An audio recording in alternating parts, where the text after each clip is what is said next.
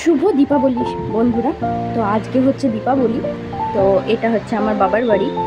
তো কি সুন্দর লাইট দিয়ে সাজিয়েছে, বাবা নিজের হাতেই সাজিয়েছে।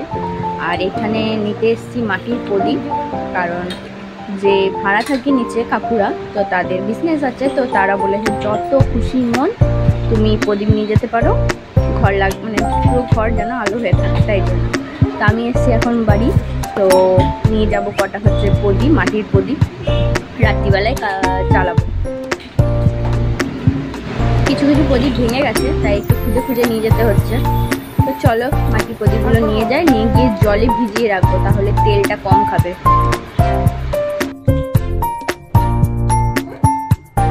তো এখন হচ্ছে সন্ধেবেলা আর রাতে পুজো হবে, তো সেই জন্য মন্দিরে এসেছি পুজোর ডালাটা নামাতে। আর এখানে কেউ একটা আলপনা দিয়েছে, বেশ সুন্দর করে রঙ্গোলি টাইপের দিয়েছে, বেশ ভালো লাগছে।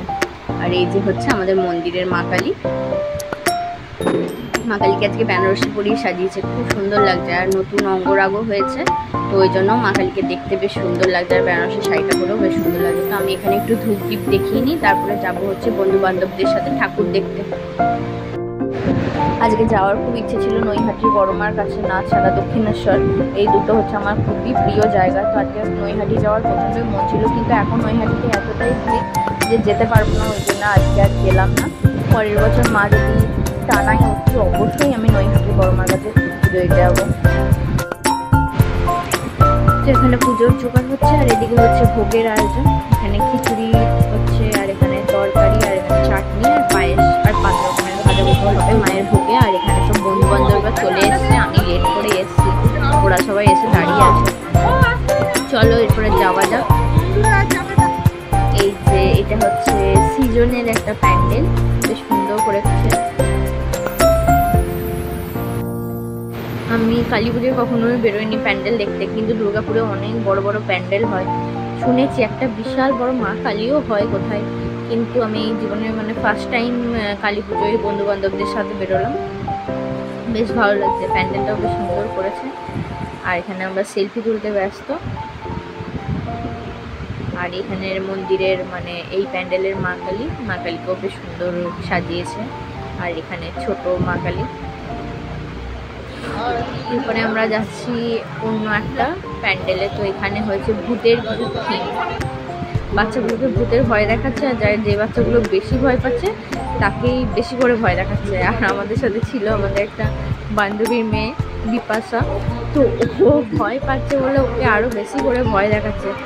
আমাদের বড়দের অতটা ভয় লাগবে না, কিন্তু এই যে ভূতগুলো ছোটো বাচ্চাদের বেশ ভালোই ভয় লাগবে। আর ও ভয় পেয়ে একদম কোলে চেপে গেছে, আর ওকে আরও বেশি করে ভয় দেখাচ্ছে। কি যন্ত্রণা!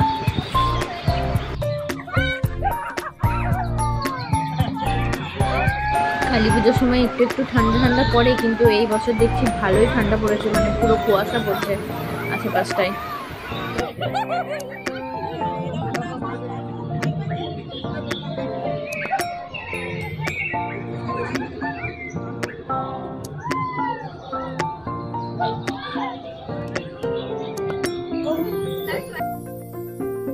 তারপরে এখানে আমরা এসেছিলাম মেন হসপিটালের সামনে, প্রমানন্দর যে স্কুলটার অপোজিটে একটা বেশ ভালোই বড় পুজো হয়। এখানে আমি আগেও একবার এসেছিলাম আমার সাথে ঠাকুর দেখতে। তো এখানে ঠাকুর দেখে এটা ভালো বানিয়েছিল, কালী ঠাকুর বেশ সুন্দর বানিয়েছিল, মায়ের মুখটা বেশ সুন্দর মিষ্টি মতো।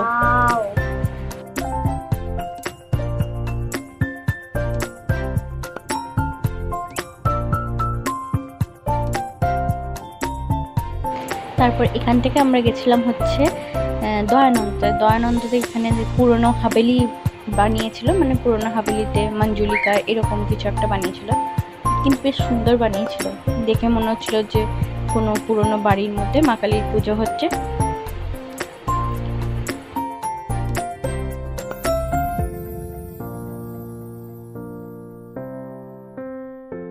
পরে দুর্গাপুরে যে এত বড় বড় ঠাকুর হয় আমি কখনো আসিনি। কালী পুজোয় আমি জানতামই না যে এত বড় বড় সুন্দর সুন্দর এই বিজন সাইডে পুজো হয়। মায়ের মুখে শুনেছি, কারণ আমার মামার বাড়ি ছিল হচ্ছে এসএন বসা, বিজন সাইডে, তাই জন্য। কিন্তু এত সুন্দর যে এখানে প্যান্ডেল করে কালী পুজোর সময়, এগুলো আমার জানাই ছিল না। তারপর আরেকটা জায়গায় এসেছিলাম, তো এখানে ছোটোবেলার যে খেলাগুলো সেইগুলোকে তুলে ধরেছিল। আর এখন আমরা যেভাবে ব্যস্ত হয়ে পড়েছি ফেসবুক, ইউটিউব বা সোশ্যাল মিডিয়াতে, সেইটা নিয়ে একটা থিম বানিয়েছিল, খুবই সুন্দর লাগলো।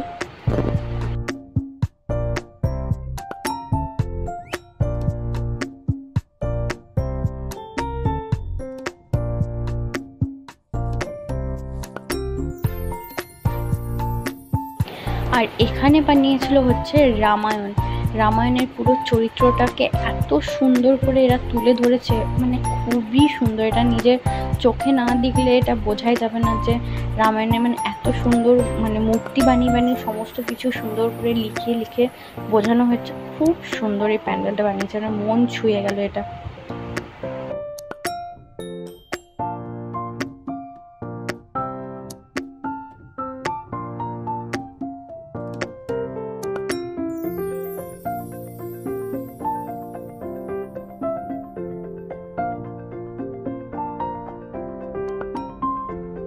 এখানে রামচন্দ্রের কিভাবে জন্ম হলো, ও তিনি কিভাবে বনবাসে গেছিলেন, সীতা কিভাবে পাতালপুরে উঠে এসেছিল, হনুমানজির কি ভূমিকা ছিল, সমস্তটা সুন্দরভাবে বর্ণনা করা হয়েছে।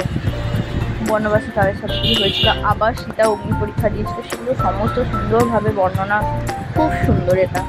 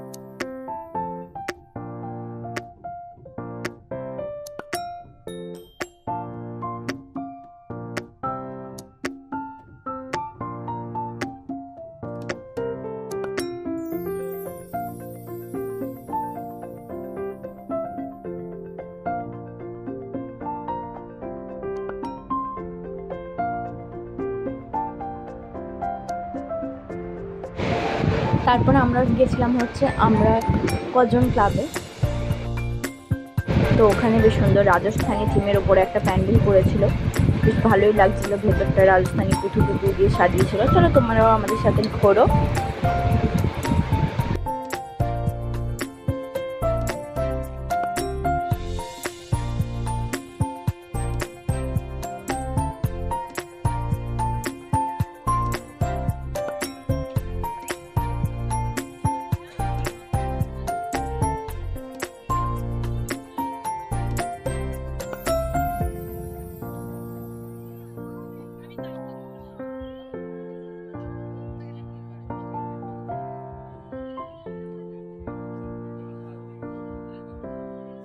গাড়ি পার্কিং আর জ্যামেই অর্ধেক টাইম চলে যাচ্ছে, প্রায় এখন বাজে হচ্ছে 11:30। আর এখানে হচ্ছে নিউটনের একটা ঠাকুর হয়েছিল, সেইটা দেখতে দেখতে এবার গরম লেগে গেছে প্রচণ্ড রকমের। এত ভিড়ভাট্টার মধ্যে না এত গরম লাগছিলো, আমার আর ভালো লাগছিলো না। আর তারপরে শ্রেয়সীও বাড়িতে ছিল, তো কোনো রকমের মাকে দেখে আর ইচ্ছে করছিল না। এরপর মন্দিরে গিয়ে একটুখানি ভোগ খাবো আর পুজোর ডালাটা নিয়ে যাব হচ্ছে বাড়ি। এইটুকুনি আমার এখন প্ল্যানিং। তো তাড়াতাড়ি করে ওখান থেকে চলে এসে এখানে আমাদের মন্দিরে, পাড়ার যে মন্দিরে পুজো হচ্ছিলো সেইখানে এসেছি। আর এইটা হচ্ছে এটা পুটকি, তো গান চালিয়ে নাচ করছে নিজের মনে, বেশ সুন্দর। এখানে পুজোও হয়ে গেছে, প্রসাদ বিতরণ করছিল। তো আমি না আমার মনের মতো দুটো পেঁপে আর নারকেল খেলাম, আর খিচুড়ি যেটা ঘরে রান্না করেছিল বাবা পায়েস। চলো আজকে ভিডিওটা এখানেই এন্ড করছি। ভিডিওটা ভালো লাগলে অতি অবশ্যই লাইক শেয়ার সাবস্ক্রাইব করতে ভুলো না। আজকের মতো টাটা।